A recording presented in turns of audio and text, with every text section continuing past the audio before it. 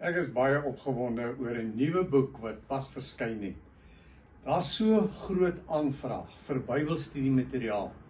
Bybelstudiemateriaal vir 'n groep, hoe om 'n groep op 'n wonderlike manier te lei, om daardie groep te help om die Bybel beter te verstaan, maar ook om in jou eie geestelike lewe Bybelstudie te doen.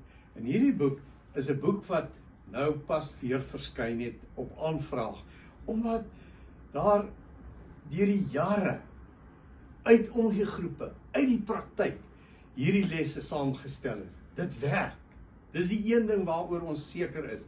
Oor verskeidenheid van onderwerpe. Hier's meer as 11 onderwerpe met elkeen so 10, 12 lesse wat oor daardie spesifieke tema gaan. Is dit oor geld? Is dit oor die huwelik? Is dit oor hoe funksioneer 'n groep? Wat leer die Bybel oor klein groepe? As dit is oor bevryding, oor heiligmaking, oor al die onderwerpe wat jy nou aan kan dink, die eienskappe en karaktertrekke van God.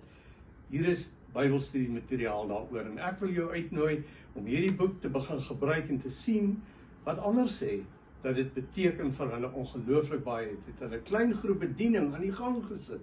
Dit het hulle gehelp om die regte antwoorde te kry, want agter in hierdie boek is al die antwoorde van die vrae wat voor in die boek is. So, dit is eintlik 'n lekker hulpmiddel ook, om seker te maak jy beantwoord die vragies reg, of seker te maak dat jou groep die vraag reg beantwoord. Agterin is al die antwoorde. Mag die Here vir jou seën deur hierdie boek en ook jou klein groep bediening nuwe momentum gee.